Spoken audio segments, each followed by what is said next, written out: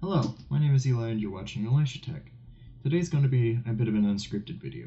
I'm just going to voice over a time-lapse I took of me building a computer for one of my clients. I actually own my own computer business, and sometimes I build computers for clients, or fix computers, remove viruses, do data restoration, stuff like that. Anyways, let's just get into it.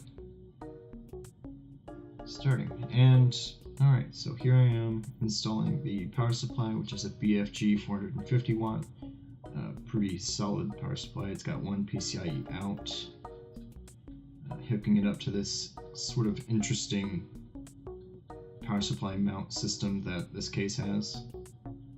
You can see it loops around to the back to a power plug to save space. And I'm attempting to do some cable management with it. Not really that doable. I was able to manage one or two of the cables, but that's about it. Since this case is kind of old, it did not really have many accommodations for cable management. It's installing the hard drive, the disk drive, and the floppy and USB and CF slot that came with the case, and I thought it was interesting, so I just installed it. So, trying to do more cable management until I realize there's not enough cable, so I'll just go ahead and pull out a cable extension out of my box of shit. I've got it in there somewhere, just gotta look around. Oh, look, I need that. Where is it?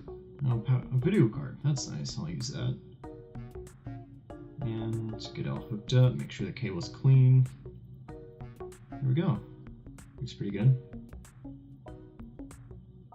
Alright, so go ahead and install the back panel so I don't have to fuck with that again. And push it in with my head, because, you know, you need 3 arms for this shit. Alright, get all the cables out of the way so I can install the motherboard plate and the motherboard. And it goes in just perfect. Go ahead and note down the model of the motherboard so I don't have to dig around in there later. And I'm going to install the CPU and note down the model and the speed listed on it, which is 95-2400 2nd gen. I start installing the RAM before I realize that I fucking can't cable management with that shit in the way, so I take it out. And I do a little bit of, oh yeah, better mount the motherboard in there, that'd be a good idea. And then run the cable.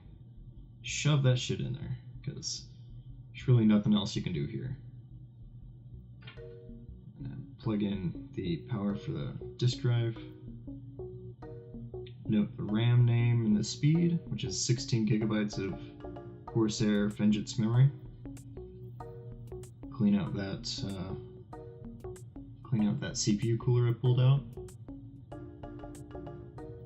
Make sure it's nice and fresh and new, so I won't have any problems in the future. And it looks pretty good.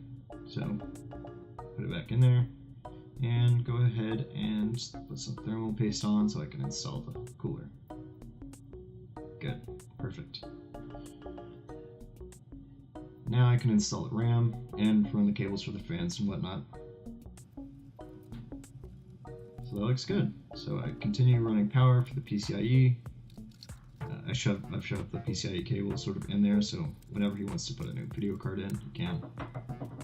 Install the GPU, run the SATA from the disk drive and the hard drive, get that plugged in. It's getting to be a bit of a rat's nest at this point, trying to work around it. Alright. Time to install the front panel connectors and shit. Which, this was just a delightful time. At this point I have all the cables sort of shoved into that space where I'm trying to get the mount through, so it's a pain in the ass. But I get it eventually. Shove the front panel on there, make sure it clicks. There we go, we're all good. And now I have to connect these front panel buttons. This is just a fun time because it's in the corner, right? Because it's always in the worst place on the motherboard. if you've ever noticed that the front panel connector bits are always in the worst place to access them. But I got it, so I connect the sound card in, and that's good, and the USB, and we're good. Cool. Time to shove that shit back in the rat's nest. Cool. Looks like it's ready to go. So I go ahead and pull out a power cable from my setup because I'm severely lacking in power cables. Nice. Yeah, it takes me a while. But I get it set up and I plug it into my test bench. Then I'm gonna probably, I bring the cable, or bring the camera around, and I start booting it. I already had a copy of Linux Mint plugged into the hard drive, or put on the hard drive from when I was using it before, and it looks like everything's running. So I open up system specs and I write down the stuff I didn't have before, like the GPU name, which it's a Radeon HD 4550. Which, fun fact, the full fat version of that card is the first GPU I ever had.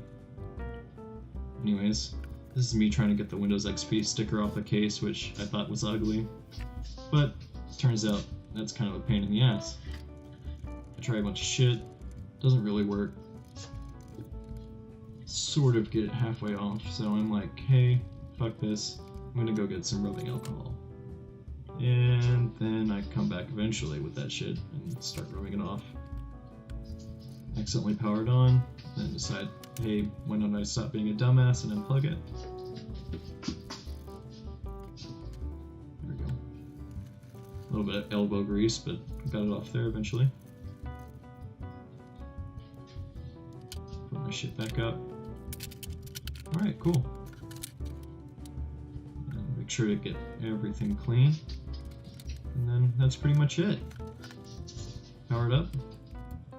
Put the thumb screws in the back so that you can get access to it. Good to go. Powered up one more time, and yep, that's about it. That's a build computer, boys.